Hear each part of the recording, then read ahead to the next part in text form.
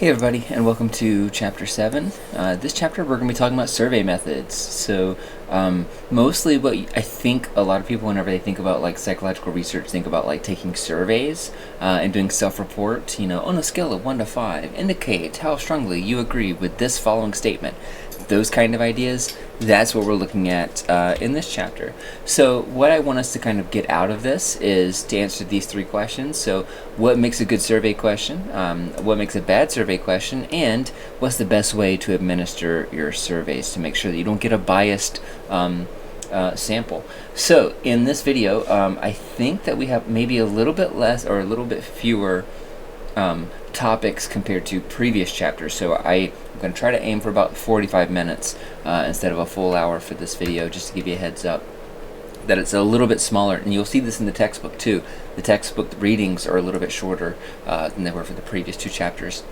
Alright, so whenever you're using a survey, generally speaking, if you are going to be using a survey in your own research, so let's say whenever you get to Research Methods 2, or whenever you're doing some work in another class and you have to collect data, most of the time you're just going to be borrowing scales and surveys from other people.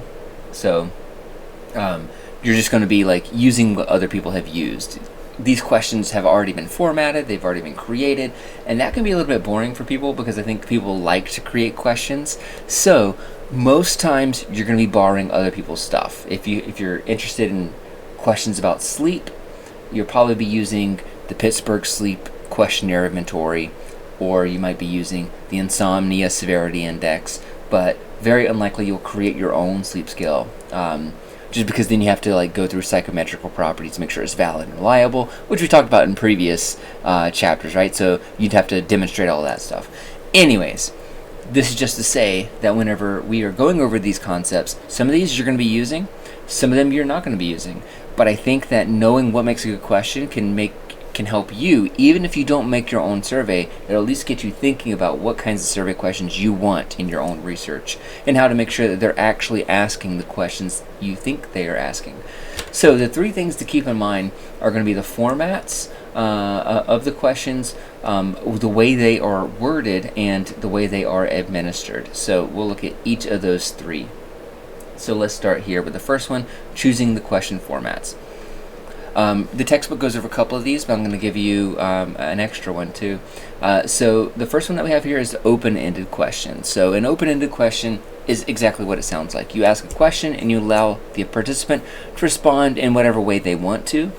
And the nice thing about this is that it can provide you a lot of information as the researcher, but the downside is that it can oftentimes be hard to kind of categorize or quantify those specific answers. So to give you an idea about what I mean by that, let's say if I ask how often do you watch Netflix? And that's just what I put there, and it's an open-ended response. You can reply however you like.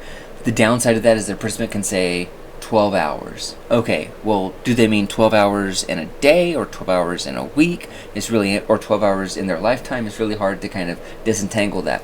So it can be really hard to kind of gauge how they are responding and to conform those responses into whatever dependent variable you're looking for. Another example of that would be like if you are asking questions about sleep, like how often or how much do you sleep at night? People might respond 8 hours, but they also may respond, 7.5 hours. So do you want to keep that in the hour format? Do you want to break it down into minutes and categorize it that way? What happens if someone says that, oh, I go to sleep at 10 a.m. or 10 p.m. and that's all the info they give you? You have to try to find a way to turn that into a quantifiable response, which can sometimes be difficult. Moving on to the next one is the forced choice. The book calls this the closed-ended questions, and these are basically whenever you give participants a small array of ways they can respond. So it's easy to analyze, but the downside to that is that if you are going to be giving participants responses of their own, it might actually reduce some of the individuality of that individual's responses. So for example, if I gave, how often do you sleep at night, and then I gave a drop down list of 1 hour, 2 hour, 3 hour, 4 hour, 5 hour, 6 hour, 7 hour, 8 hour, that's fine, that's cool, because people can, it's easy to analyze. But the downside is like, well, what if somebody, sometimes it's 6 hours, sometimes it's 8 hours? Do they then just choose 7, or do they do 6 because 4 days a week they sleep 6 hours, but 3 days a week they sleep 8 hours? You can see how that quickly can make their responses perhaps not a choice that they would have done otherwise, but they're doing it because of that drop-down list. So some examples here would be like, an open-ended question would be like, what do you think about Psych 219? Or what is your favorite thing about Westfield State University? So I can get a lot of information that way. But if I'm trying to overall look at whether or not people like or dislike Westfield, and somebody tells me that their favorite thing is that it's a short commute, well, does that mean that they like Westfield, or that Westfield's convenient? Like, how do you categorize that kind of response? Forced choice, this would be like if I said, what are your feelings about Psych 219, and then I just give you a spot where you say, I love it or I like it. You can easily see the problem here. I don't give you a response to say something that's negative, right? So that would be an example of one of the downsides to the closed-ended response. Or I could say, how many psychology classes are you taking this semester? And then I give you, a drop-down list of, I'm taking, 1 or 2 or 3 or 4 or more. And that makes it a closed-ended response. All right, so the other two question types are going to be Likert scale, and this is the one that I think a lot of people have seen in psychology over and over and over again, where people are told, like, on a scale of 1 to 5, so, like, on a scale of 1 to 5, how much do you agree with the following statement? I feel stressed right now, with 1 indicating that you disagree very much, and 5 indicating that you disagree, or that you do agree very much.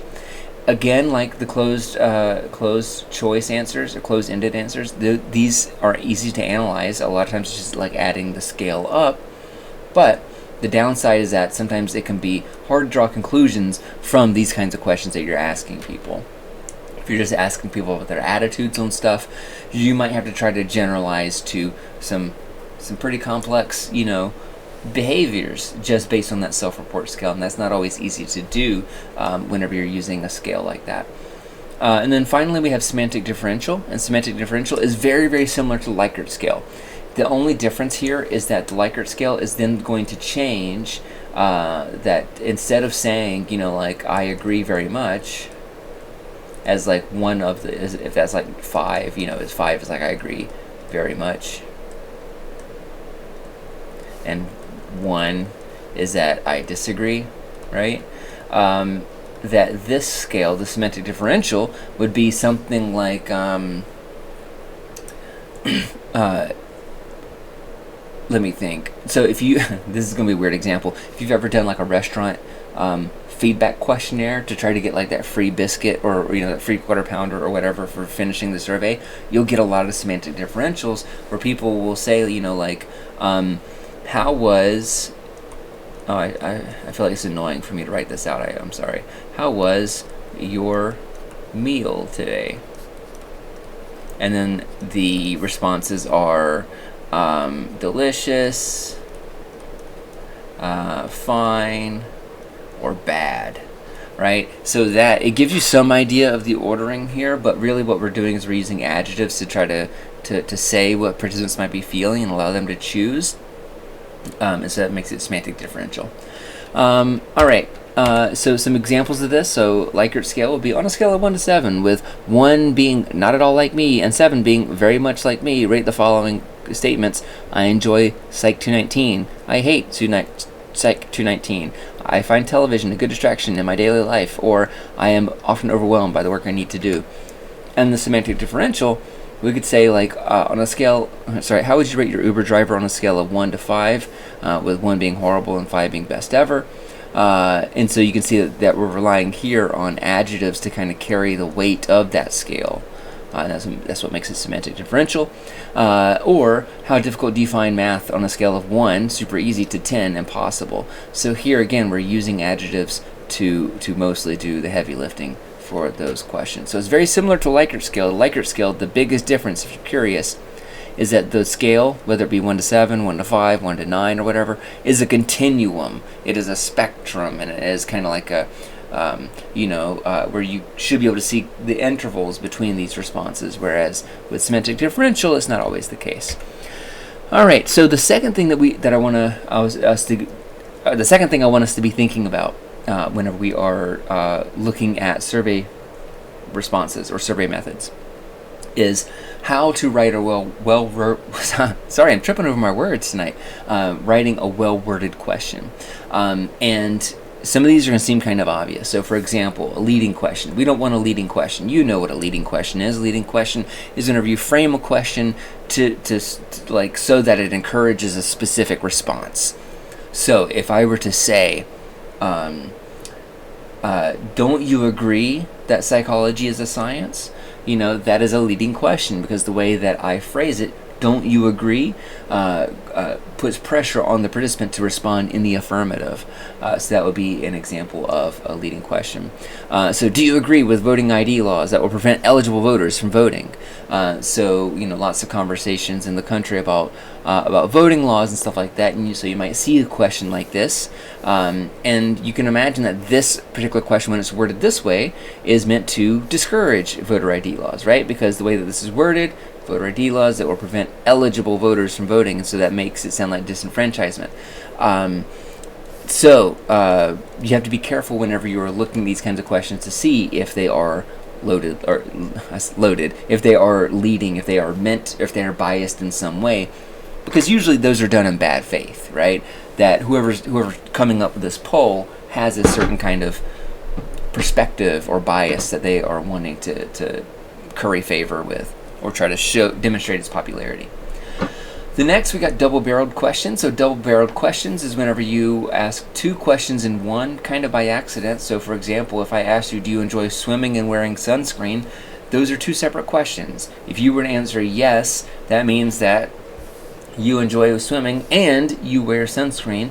But if you said no, I don't know if you enjoy swimming, if you don't wear sunscreen, or if you just don't do both, right? So you have to be careful with those. And then we have negatively worded questions.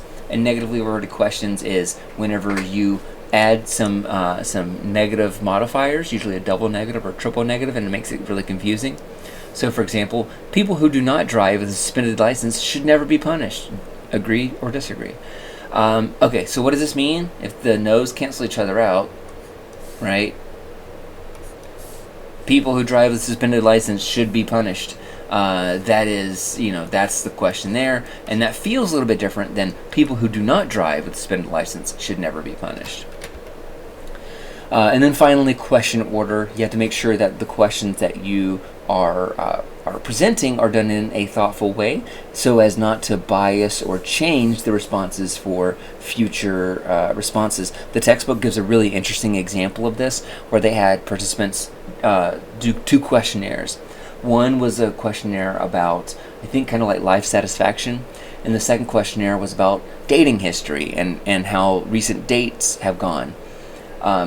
And they gave a second group the same surveys, but in reverse order. So they asked them about their dating life first, and then asked them about their life satisfaction.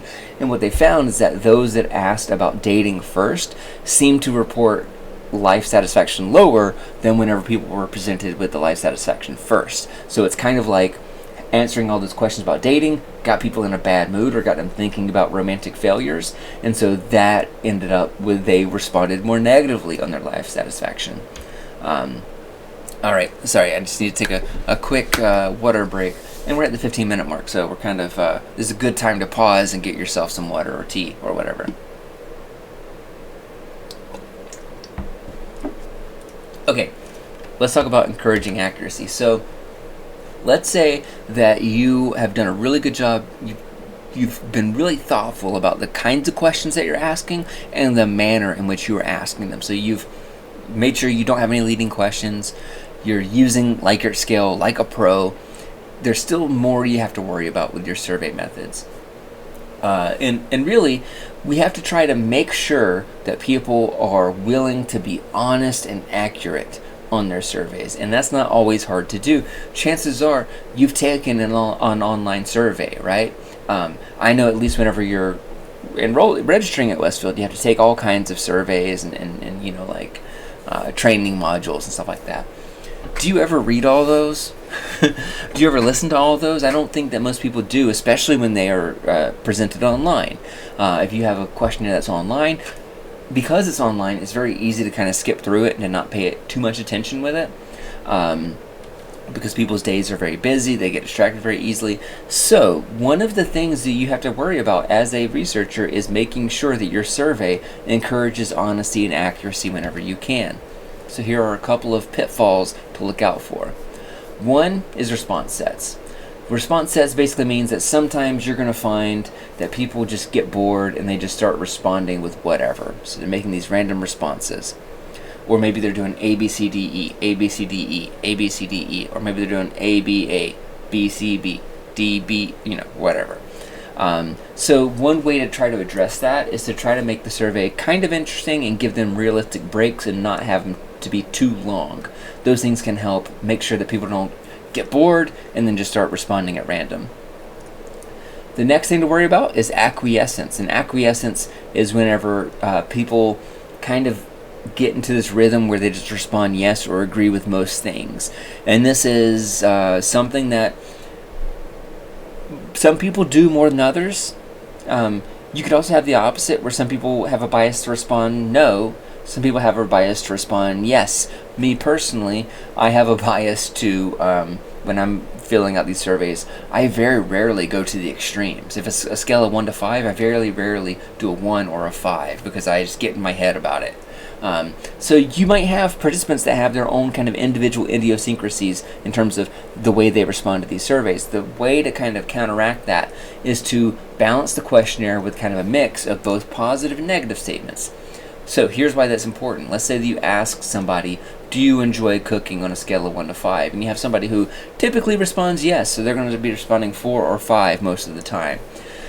The way you might also want to later have an item that says, I don't like cooking, and then you have, you know, the same 1 to 5. If that person selects 3, 4, or 5, then you know that they acquiesce, that they have a bias to respond yes, because in that same question about cooking, whether they like cooking or whether they don't like cooking, if they respond yes to both, you know it's a problem. And in some cases, you might not include their data if it looks like there is a problem with that. The next is fence sitting, and this is me.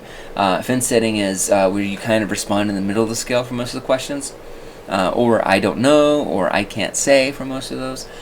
And the way around that one is to mostly just take out the neutral quote, I neither agree nor disagree response. Doing that forces people to respond in the affirmative or in the negative. The downside to that, though, is that you're forcing people to make a response, and if they're not sure about it, then if they're forced to make a response, is that really an important response then, right? If you're forcing them to be affirmative or negative. We got a couple more here. So the next one is social desirability. Social desirability is whenever you have really embarrassing questions on your survey, or questions that people might find to be negative in some way, and they want to respond to it, making themselves appear favorably. So, for example, if I ask on a questionnaire, you know, on a scale of 1 to 5, how much do you see yourself as an honest person? Almost everybody is going to do 3, 4, or 5. They're going to do a high number for that, because most people on average think they are more honest than the average person. So how do you deal with that? If you're trying to deal with that, I think probably the best way to kind of get around social desirability is to emphasize that the questionnaire is anonymous, and that it is or that people can not respond if they don't want to. So if you're asking questions about criminal behavior or about substance use or something like that, you don't want somebody who, if you ask somebody, have you ever physically assaulted somebody, people, if they think that their name is going to be tied to that data, they're not going to want to say yes, even if it's true that they did. So having it be anonymous can be helpful in encouraging people to be honest about these things that might be kind of negative in society's eyes. The final one is going to be faking bad / malingering. Malingering, if you've never heard, you may have heard of malingering. Those of you that have seen Grey's Anatomy or House or these other kinds of like hospital TV shows. Malingering is whenever people appear sick or fake being sick for any number of reasons. It might be because they need attention, or because they have a habit of it, or maybe they do think that they are sick. They have they're hypochondriac or whatever. In these cases, people might fake that way. One way to get around that is, again, to make those surveys anonymous, so that way there's no real benefit if somebody is trying to fake sick or fake bad on that, or if you are recording their names for reasons that you might have to record their names with their data, that you're not in there with that person, you're not talking with them, potentially biasing their responses. Okay. So that was encouraging accurate responses. Now let's talk a little bit about how best to administer your survey. So if you are administering your survey, you have to be very careful about it, because all the elements we've talked about so far, we've talked kind of about how if you tweak it in the wrong way, you can encourage biased results. The same is true when it comes to administering your survey and sending it out and collecting data on it. So you have to think about how you are going to offer your survey. How are people going to find it? How are you going to find the people that are going to take it? All these are important questions. And questions, by the way, you can be thinking about whenever you're reading the research articles that are associated with these chapters. You can be looking at it and thinking about, did they get these people because they were easy to get, or because it was scientifically valid to get this group of people? That's something that we're going to see people violate a lot, that people will oftentimes just go with the people that are convenient around them instead of the ones that are probably most statistically valid. So the first step is, do you want your survey to represent everyone? This is an interesting question, because I feel like most times we're kind of taught to be inclusive and that we want our data to reflect and to generalize to everybody. But some cases you might not want that. Here is an example. The research article that I'm giving you for this chapter is about social media and anxiety in a very specific population. That population is emerging adults from years 18 to 22. Those researchers, they're not interested in teenagers. They're not interested in older adults. They're not interested in the middle age. They're only interested in this small window. So why is that? They have a good reason for it. I'm not going to spoil it for you, but it's because they think that the years 18 to 22 are crucial for something. And I'll let you read what that is. But they have a reason to look at just that group. So you might be facing this question. Do you want to just be studying college students, or do you want to open it up so that it's more broad for everyone? This means that you have to think about who is the population for your research. Is the population going to be all college students, all emerging adults, all people who live in the suburbs? Or is it going to be, is your population meant to be all Americans, or more international, all human beings? You have to think about those questions, because if you want your research to reflect the population of the United States, then you should try to collect a sample that reflects that. A sample that reflects the same diversity of the United States. And I mean diversity not just racially and ethnically, but also based on gender terms, but also based on social economic status, based on criminal history, based on geographically where they live, based on education level. So there's lots of things that you need to be mindful of whenever you're thinking about collecting data. Are the people that you're collecting going to reflect the population that you have chosen there? The sample is going to be whatever that smaller group is that is meant to reflect the population. So if you decided that you were interested in studying college students, that is the population you want to study, then your sample should reflect that population. So if I want to study, freshmen enrolled at Westfield, then I would want my sample to be just freshmen at Westfield. So I would need to, how would I do that? Would I, well, we'll talk about that in a second, about like exactly how we'd find freshmen in Westfield. But we would only want, 100 folks or however many folks from Westfield. We wouldn't be interested in folks from University of California, Los Angeles, right? Because that demographic is going to be different. Those students are probably a little bit older.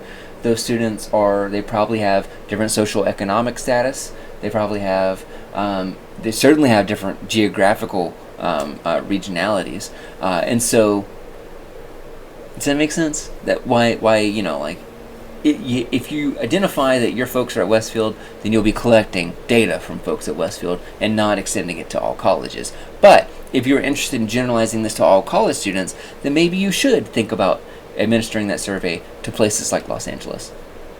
All right, so the key is identify the population that you want, and then you can kind of devise strategies for recruiting the best sample that reflects that population so that you can generalize to an appropriate population. All right, 1 second. I'm going to pause the video for 1 second here. Okay, sorry about that. Sorry, I had a coughing fit and I didn't want to do it on mic. So where were we? We were talking about how to get the best kind of how to administer your survey in the ideal way, and we're talking about selecting the right population so that way you can select the right sample. It's still not quite that easy, because as you're going to find, sampling bias is a huge problem in psychology, in my opinion. In my opinion, it's one of the biggest problems in psychology. You don't have to write that in your notes, that I said this is the biggest problem in psychology, because that's just my opinion, and I don't expect you to memorize my opinions. Let's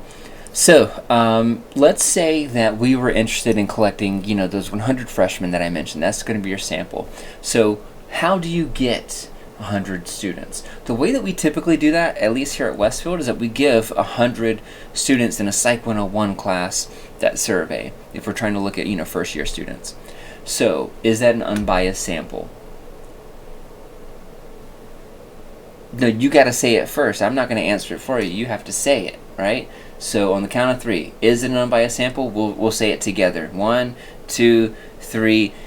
No, it is not an unbiased sample. It's a problematic sample. Here's the reason why. If you're thinking about Psych 101 students, okay, so first of all, students that take Psych 101, not all of them are first year students, right? Okay, so but beyond that, this also means that we're looking at Psych 101 students who in their freshman year are taking Psych 101. That is probably going to be folks that are either psych majors, criminal justice majors, sociology majors, any kind of major from the humanities are going to be more likely to be represented that way. That's problematic. That's a biased sample, because we're looking at one group of folks more, those that are involved in the humanities, more than are maybe in business or maybe even in the hard sciences like biology and physics and stuff like that.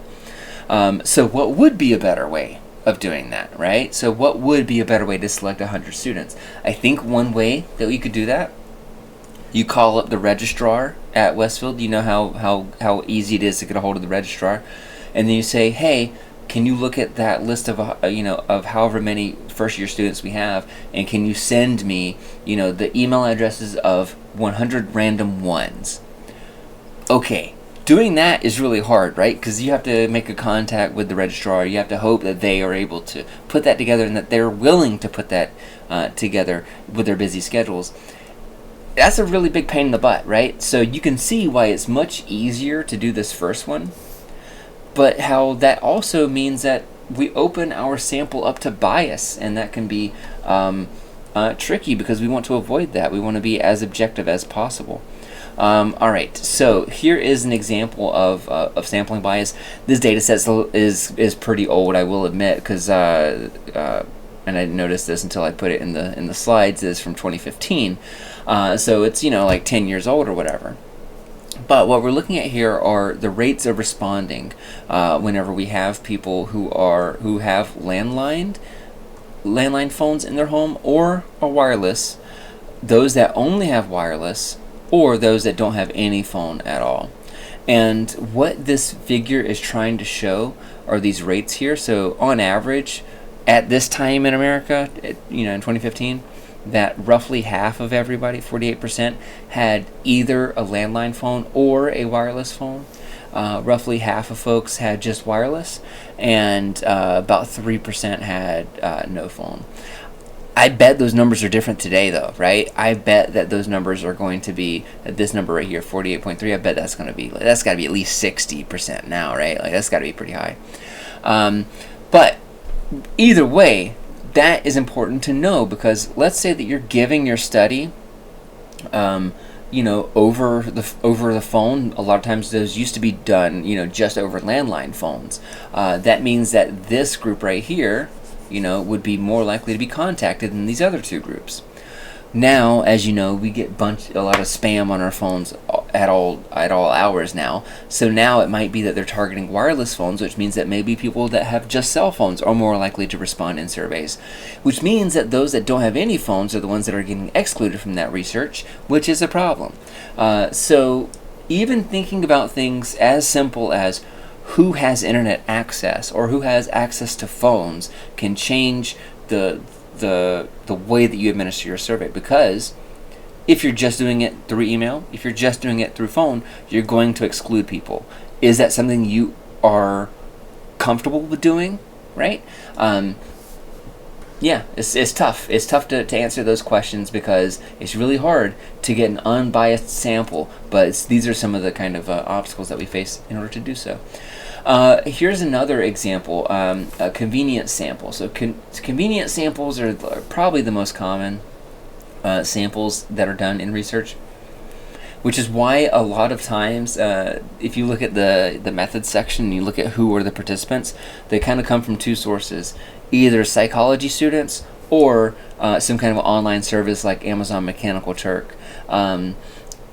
We've seen Amazon Mechanical Turk in a couple of articles that we've read already this semester. If you're not familiar with what Amazon Mechanical Turk is, it is it's like a survey pool where if you wanted to, you could sign up for it and you could take surveys for money.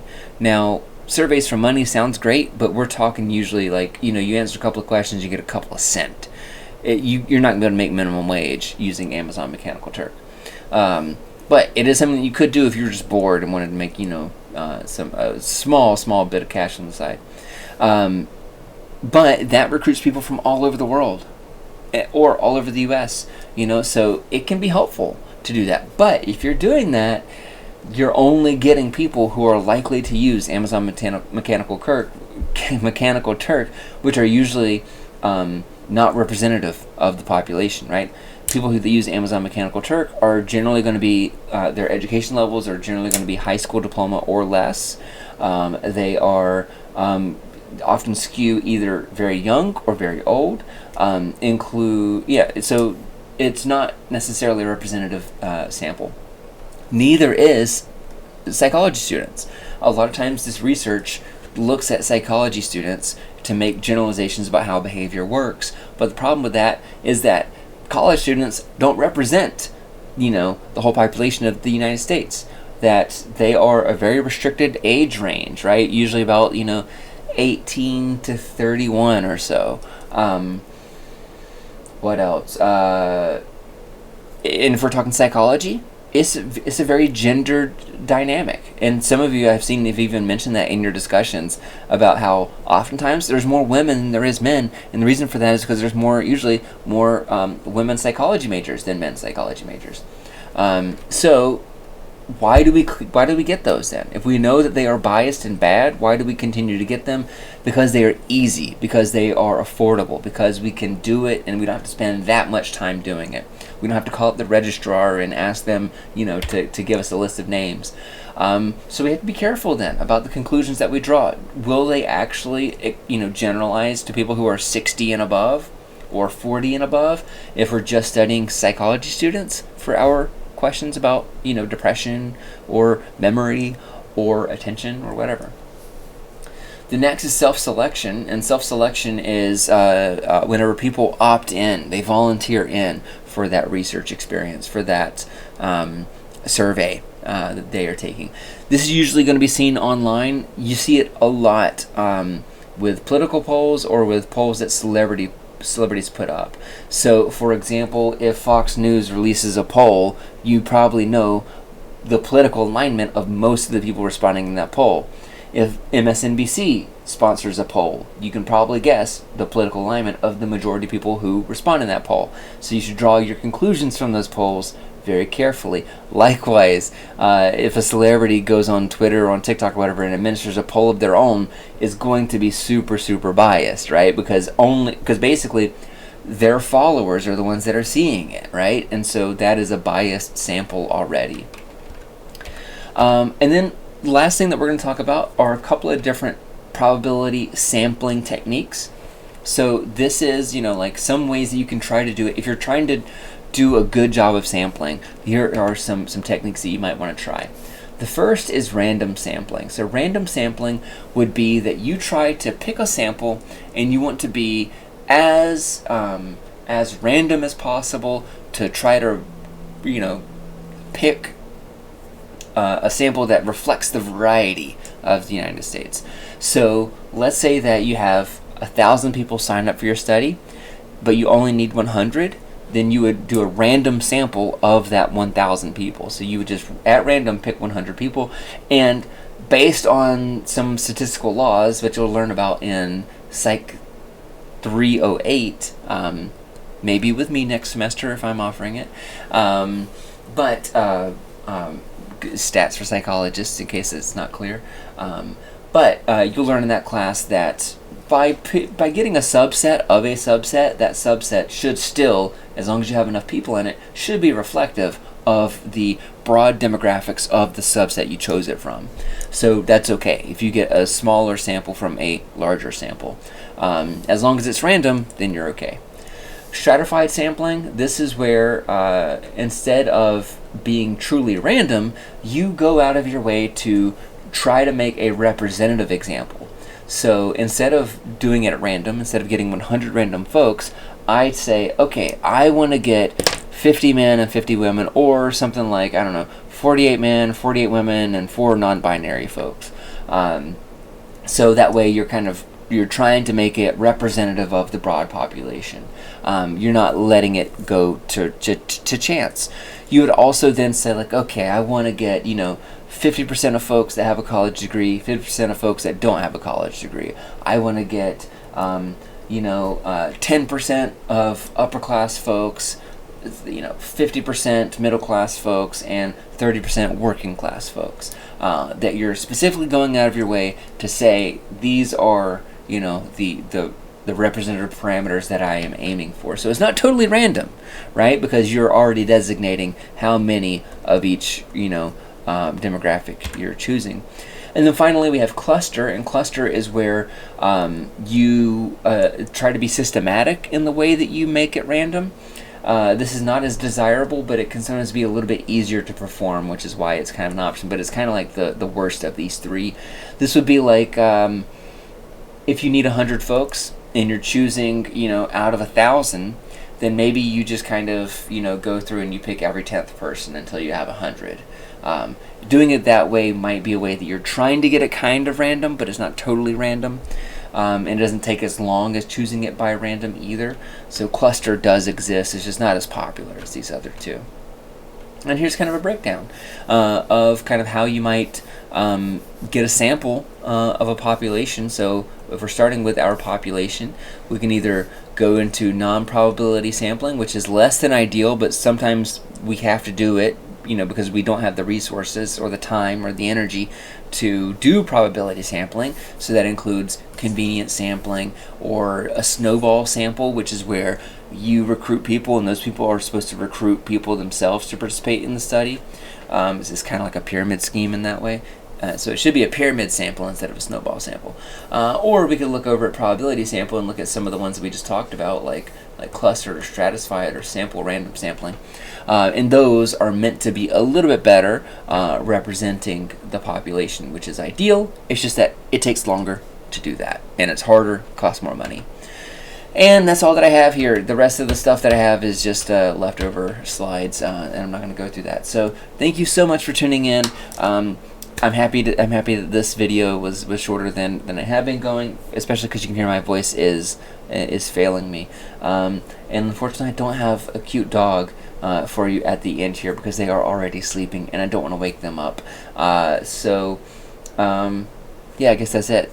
Bye.